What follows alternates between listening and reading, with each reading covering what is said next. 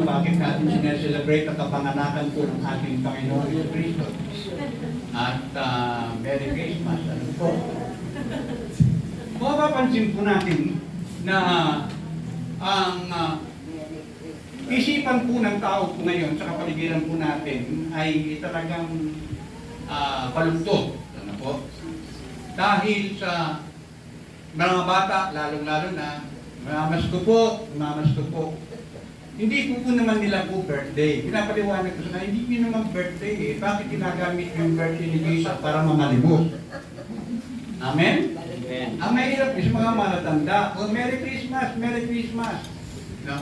Ang greetings nila ng Merry Christmas ay nag-antay din ng regalo mula sa iyo. O? Para bagang yung Christmas po ay natawag natin lumalabas na pangihinig. Ano po?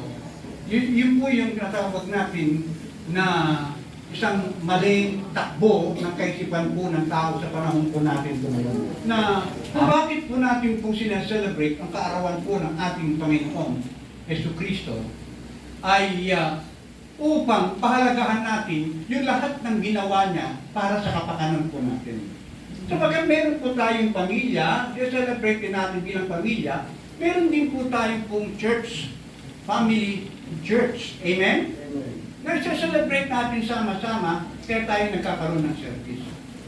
Ngayon, papapansin po natin na kapag tayo po ay mag-celebrate po ng Christmas, hindi naman po hinahanap ng Panginoon na bigyan po natin siya ng Mercedes-Benz, bigyan natin siya ng mamahaling po mga sasakyan o anumang bagay na pwede natin sabihin na napaka-expensive sa ibabaw ng mundo ito. Hindi po yun ang hinahanap ng Panginoon sapagkat the heaven and the earth ay Kanya. Amen? Kaya wala kang hindi mo siya mabibigyan ng kaluguran sa anumang mga material na bagay na gusto mong mabigyan siya ng ma-please mo siya. Hindi. Amen. Ano po nakaka-please po sa niya? Ano po the best gift that we can offer to the Lord? Yung praise and worship natin. Yung service natin. Amen? Kapag yan ay galing sa puso natin, nakita ng Diyos sapagkat ang Panginoon ay nakatingin po sa puso natin, natutuwa siya, nalulugod siya, at yan ang the best gift that we can offer to the Lord. Amen. Kaya tayo magkakaroon ng ganitong klase po ng once a year na gathering. Remembering the birth of our Lord Jesus Christ. Amen? Hindi naman po limit po sa atin na talagang hindi naman po December ang panahon ng taglamig, yung birthday ni Jesus Christ according to the Bible. Amen? Actually, ang originate yan sa pagan practices noong unang panahon. Ano po? At yan lang ay nakonect yung convert ni Jesus Christ sa panahon po ni Constantine. Tignan, bago tayo pumunta ron, ay gusto ko pong basahin po natin ng mga scripture na ito sa Isaiah 9:6. Sa Old Testament, ano po? Ang sabi dito, for to us a child is born, to us a son is given, and the government will be on his shoulder, and he will be called Wonderful, Counselor, Mighty God, Everlasting Father, Prince of Peace. Tandaan po natin, Mighty God. Ito pong prophecy ito, widely interpreted, na tinutukoy si Jesus na Messiah, Mighty God. Amen? Maging sa Isaiah chapter 7 verse 14, therefore the Lord Himself will give you a sign, the virgin will conceive and give birth to a son, and will call him Emmanuel, which means God with us, signifying that the Messiah would be God incarnate na katawan tao. Amen? Amen. Actually, marami pong verse yan. Ano po? Sa Micah, sa Zechariah, ano po? Maging po sa New Testament. Ito na lang po muna. Tayo mabasa. John chapter 1, 1 to 14. Ang sabi nyo, in the beginning was the Word, and the Word was with God, and the Word was God. He was with God in the beginning. Through Him all things were made. Without Him nothing was made and has been made. In Him was life, and that life was the light of all mankind. The Word became flesh and made His dwelling among us. Ito pong passage na maliwanag po na nag-affirm ng divinity ng Panginoong Jesucristo at na-identify na itong salita, the Word, ay both with God and is God who became flesh. Ano pong gusto ko pong sabihin sa bawat isa po sa atin dito? Ang ibig ko pong sabihin, we are talking about God, not man. Amen? And God is not bound by time and space. Amen? Kaya hindi niya sasabihin niya na hindi ko birthday, bakit ko sinaselebrate ang birthday ko?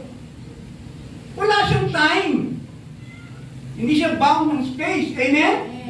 Wala siyang time.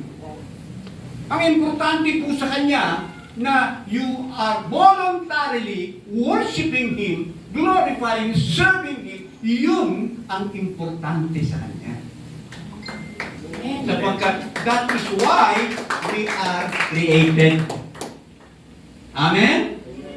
Palapakan po natin ang ating Panginoon. Hallelujah. Purihin po ang Panginoon. Hallelujah.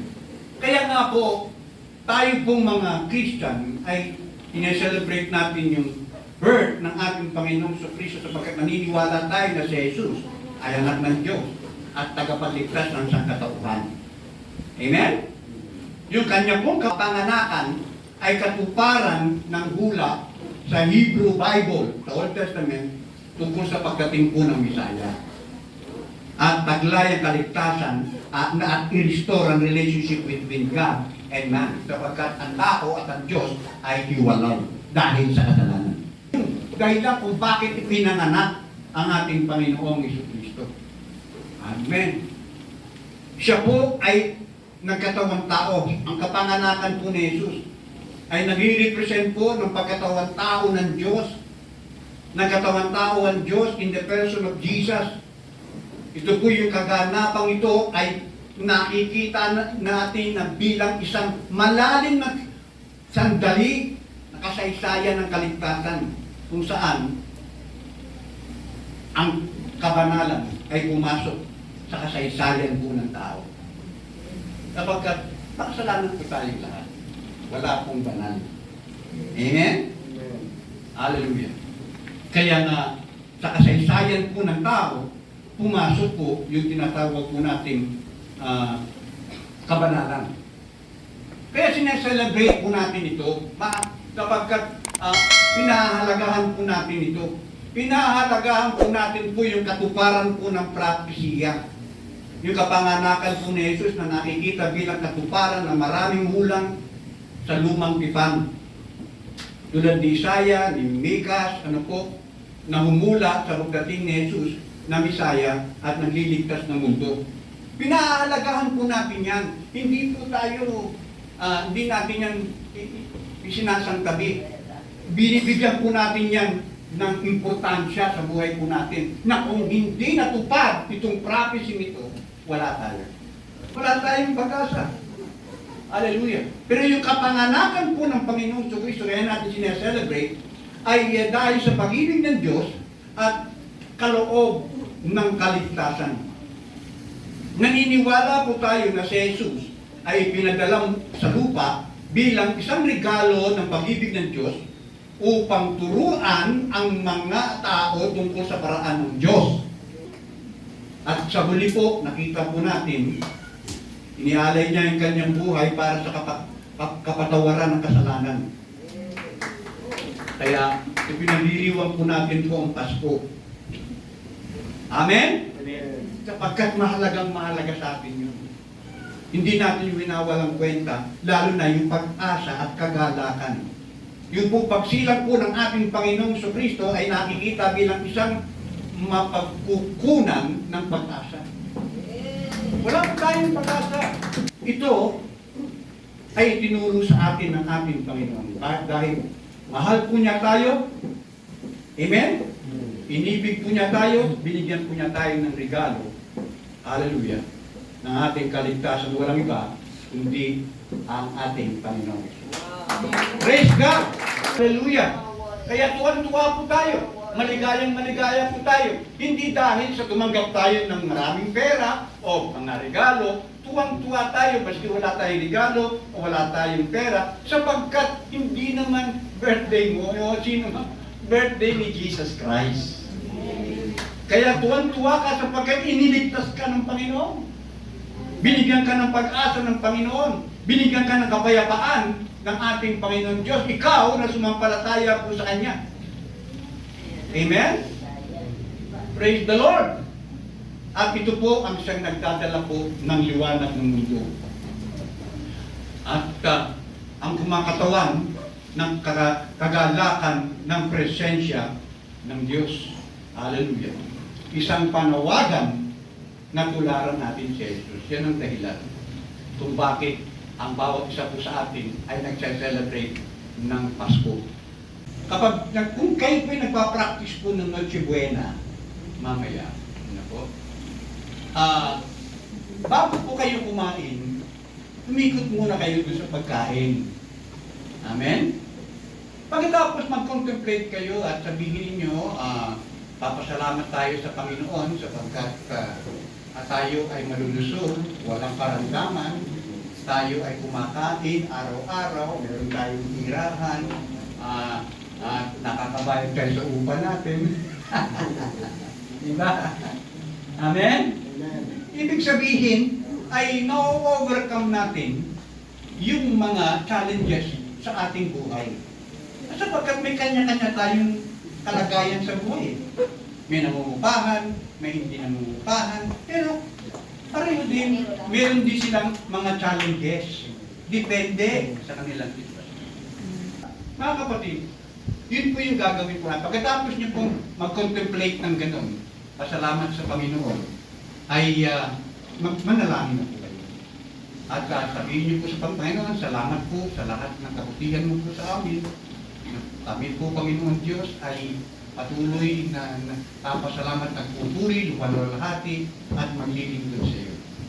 At ito pong pagkain nasa harapan namin, Panginoon, ay demonstration at expression na we are celebrating yung iyong birth.